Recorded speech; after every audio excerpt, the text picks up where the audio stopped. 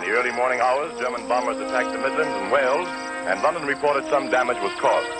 In Berlin, there was an air raid alarm shortly after midnight, and then it was reported that German anti-aircraft batteries had turned back RAF planes 10 miles away from Berlin. And now for the news in the German capital, as reported by Edwin Hodges. Go ahead, Berlin. This is Berlin. So far this morning, there have been no new bulletins issued by the German High Command indicating that heavy air attacks on Great Britain are continuing into the fourth day, but we may have news of the activities of the German Air Force later in the day. But if the aviators have been given a temporary rest, there is no let-up on the war being waged by the Ministry of Propaganda against the British Ministry of Information and the Churchill government.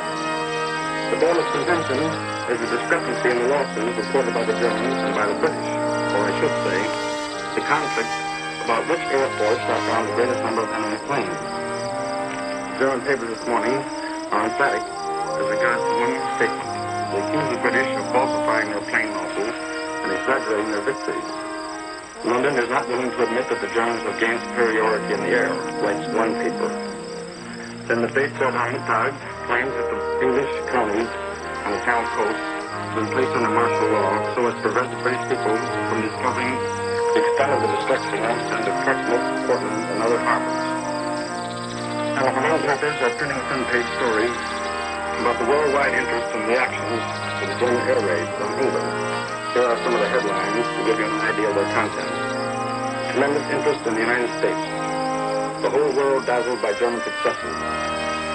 On the John radio this morning, discussing the attack, announced, quote, in fact, the American papers already speak of German air domination over the Channel, end quote. This morning, the German news agency has issued a revised list of losses suffered by the British in yesterday's air fight. According to the new account, the British Air Force lost a total of 132 pursuit planes and bombers yesterday. And here is the breakdown of this new report. The Germans claim that 74 planes of the Royal Air Force were shot down over the Channel and England yesterday. Then, a complete flight of 16 Bristol Blenheim bombers was shot down when they attempted to attack the Auerberg airport in Denmark. Allied armies in Normandy pushed closer tonight to their immediate objectives, the port of Cherbourg and the railway town of Caen, 10 miles inland.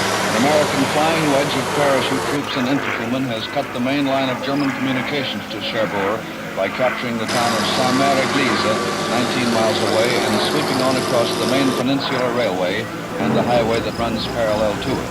Communique number 8 tonight says again, satisfactory progress. And there's a summary of the situation as Supreme Headquarters sees it. Heavy fighting in all areas, particularly around Caen, where the Germans are making a frantic effort to stop the advance of the British and Canadians. Both sides are using more and more armor. So far, the Germans haven't been able to match ours. A good many of the German strong points that had to be bypassed have now been eliminated. Weather is still foul, but supplies are getting through to the beachheads, although air activity has been cut to a minimum. Tonight's communique tells of a sea battle off Brittany before dawn today. 8 Allied destroyers, none of them American, blew up a German destroyer, ran another aground, and damaged 2 more off Ussant Island, due west of Brest.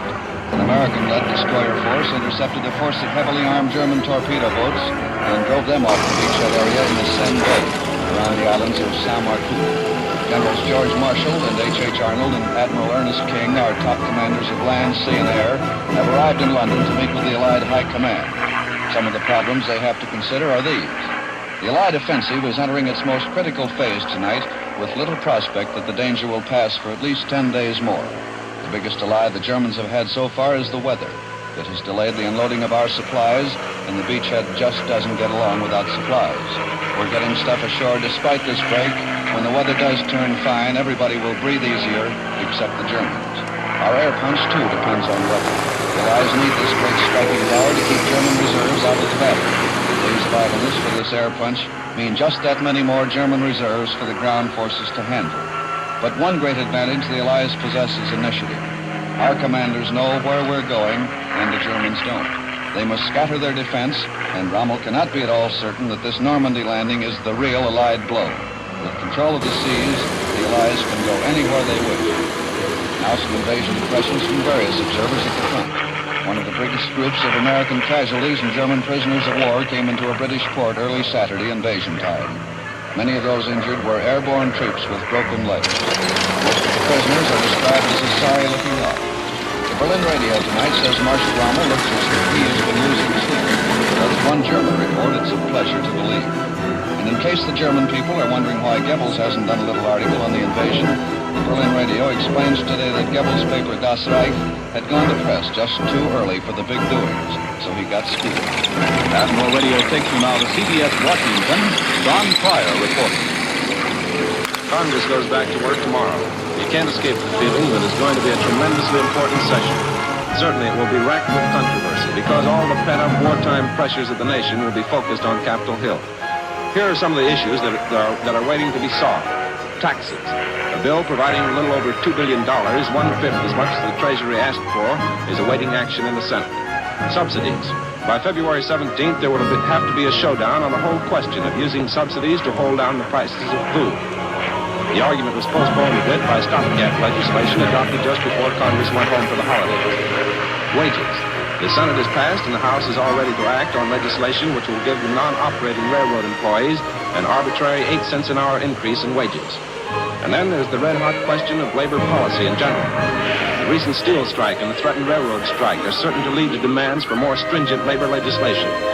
There will also have to be strong movement in favor of national service legislation, which in effect will be a labor draft. Last night, Major General Hershey of Selective Service announced that occupational deferments for men under 22, whether they're fathers or not, will be curtailed sharply after the 1st of next month. War Mobilization Director Burns has announced the adoption of a uniform clause for war contracts to cover their termination. It's the first big step of the new Baruch organization in preparing for demobilization when the war is over. President Roosevelt's annual message is expected to go to Capitol Hill the day after tomorrow, but we still don't know whether the president will deliver it in person. That's up to his personal physician, Rear Admiral McIntyre. I return you to Admiral Radio in New York. Here in America, when a man's work is done, he can sit leisurely by his radio, perhaps an Admiral radio, and listen with complete enjoyment to his favorite program. But not so with the oppressed peoples of Europe, with Pierre the Frenchman, for example, who lives under the heel of the Nazi boom. Pierre must wait for darkness. In the dead of night, he steals down into the cellar, through the secret door, and there he is, underground. That's where his radio is. There, underground, at the risk of his life, he gets information which tells him when the long-awaited invasion is coming, and how to aid by destroying enemy installations, rails, bridges, factories. Through radio, underground, the oppressed learn the truth. Learn of the coming invasion that will crush the heart of the enemy. To coordinate an invasion on the sea, on land, in the air, and yes, even underground, it takes radio. The entire production facilities of Admiral's 2 great plants are devoted to victory. But Admiral gives you this assurance, when victory is ours, the skill and precision now going into weapons of war will be found in your new and better Admiral, America's Smart Set. Massive Russian spearheads are pushing steadily forward today against retreating German troops in the southwestern Ukraine and in Old Poland. Red armies have smashed within striking distance of 3 German escape railroads. Pushing on rapidly from captured Ilyinsky, 40 miles east of Zhemarinka, one of General Vatutin's spearheads has brought the Odessa to Warsaw Railroad under attack. The cutting of this vital line of communication would force the Germans in the south to depend on secondary long-way-around railroads through Romania. Another Red Army group is less than 11 miles northeast of the junction town of Mironovka on the Belayat-Surkov to Smeria Railroad. And in addition, Vatutin's advance units have practically made the east-west railway from Smeria to the Odessa to Warsaw line useless. Red Army troops are only 11 miles north of this line, which is the main German escape route across the southern Ukraine. Meanwhile, General Konev is developing his drive from captured Kirovograd. He's smashing at the rear of the German forces in the Dnieper Bend and increasing the threat to Krivoy Rog and Nikopol, the iron, coal, and manganese centers in the southeast. Red Army observers report that roads in the captured Kirovograd area are covered with smashed enemy guns, lorries, and crippled automobiles. The northwest Soviet columns in Old Poland are reported 5 miles east of the town of Sarny, capture of which would cut the 4th vital rail line, which links the German armies to the north and south.